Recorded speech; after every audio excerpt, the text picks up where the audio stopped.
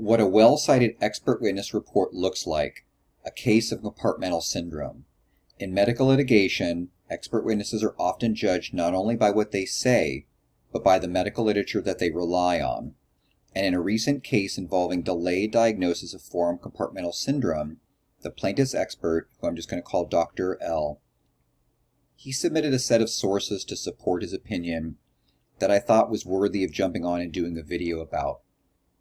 He cited 16 sources in total, and what stood out to me wasn't just what he cited, it was how strategic and purposeful these choices were. In this video, I'm going to look at 4 that I think deserve our attention and scrutiny. The first one is a systematic review from 2011, and you can see it's entitled Compartmental Syndrome of Forearm, and it was published in the Journal of Hand Surgery. It's a very well-respected, well-established journal with very clear, transparent, and strong methods. It pulled together 84 cases spread out across 12 retrospective studies, and it broke down the cause, the diagnostic strategies, the outcomes, and the complications.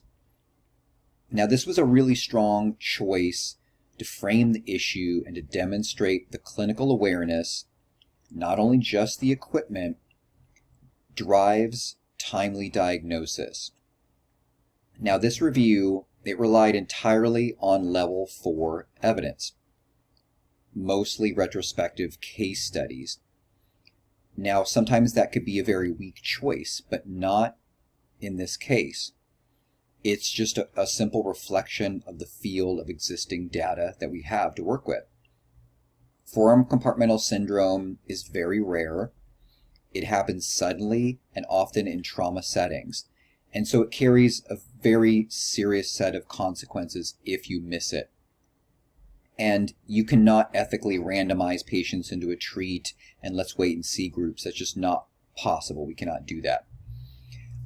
It also, emergencies like this, they're not going to wait for prospective protocols. That's why most of the evidence for this syndrome, it's going to come from chart reviews and case series. In other words, level 4 was the absolute best possible data that we had. And a systematic review was the very smartest way to make sense of this situation. The next source we're going to look at is a device accuracy study that was published in the Journal of Bone and Joint Surgery. So again, a very well-respected, well-established journal. And this looks at 3 devices that are used to measure compartment pressure. And for context purposes, why this is important is because one of the seeds that the defense was trying to plant was that, hey, the device that we were using, it's known to be glitchy, it's known to be problematic, you should probably go after the device manufacturer. They were trying to set that up as a possible defense. So that's why this article is a very important inclusion. It supports the argument that no, the device is actually pretty reliable and pretty accurate. So it's anticipating where the cross-examination might go. So another really strong choice by Dr. L. This next source that I'm going to discuss is a real classic. It was published in 1976, and it's entitled The Wick Catheter Technique for Measurement of Intramuscular Pressure.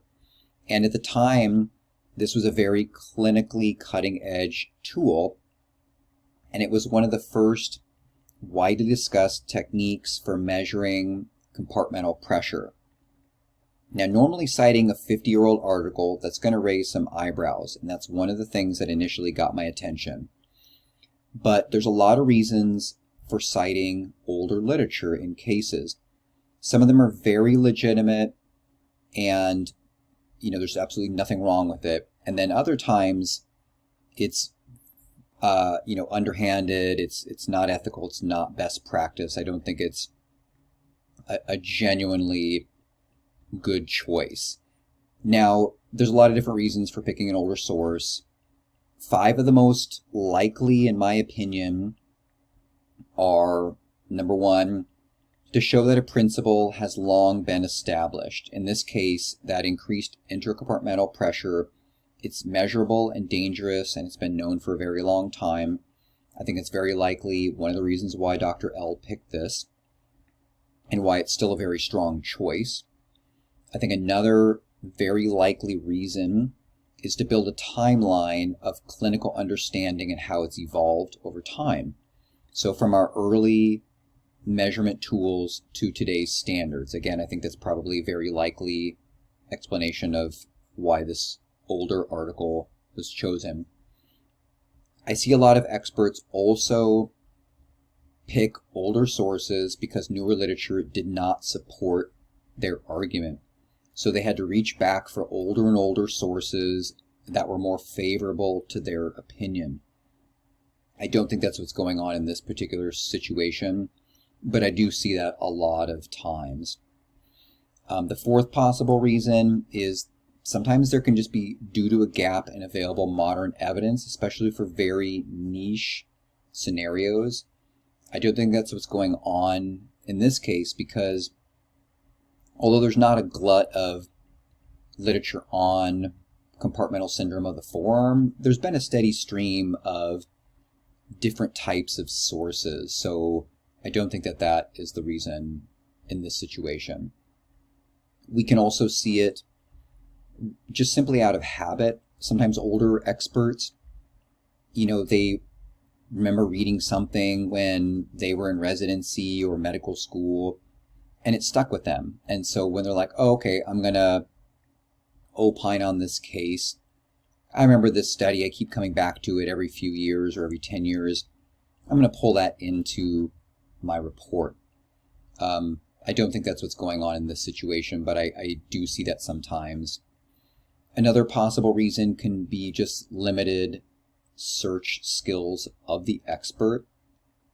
They just kind of got into PubMed and put in a couple keywords, and what they found was what they worked with.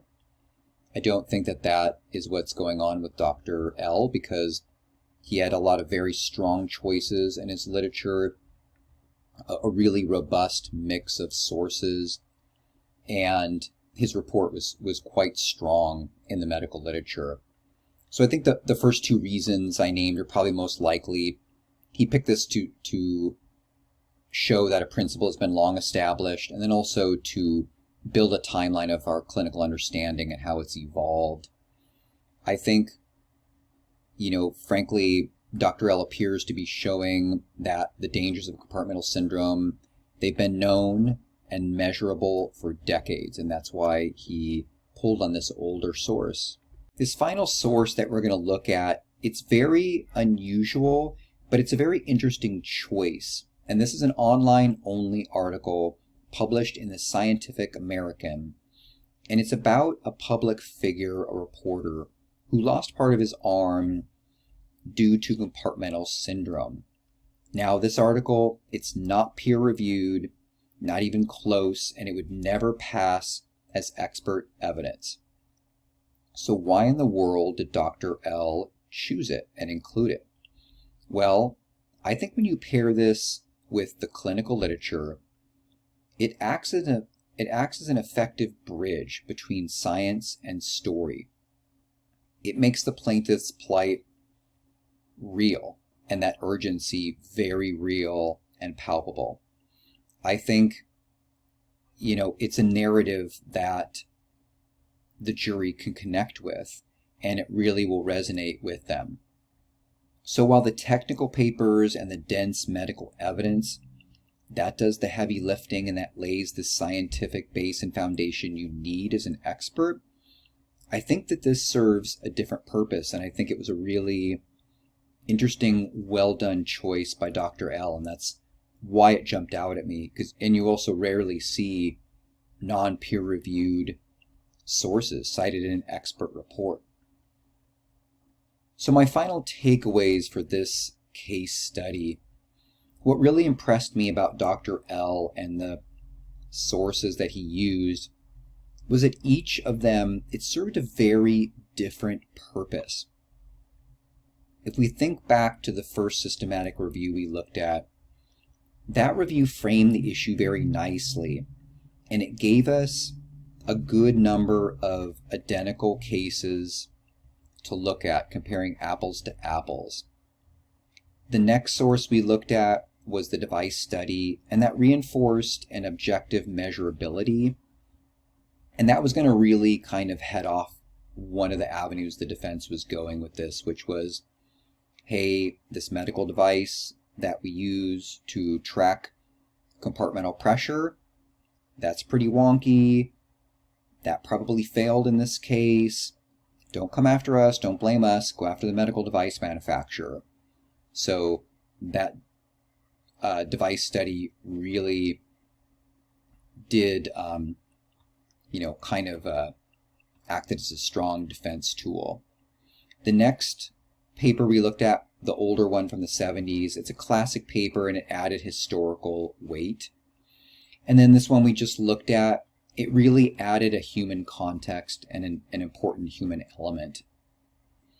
So I feel like his strategy was very thoughtful, and Dr. L's model of his sources that he included was worth studying.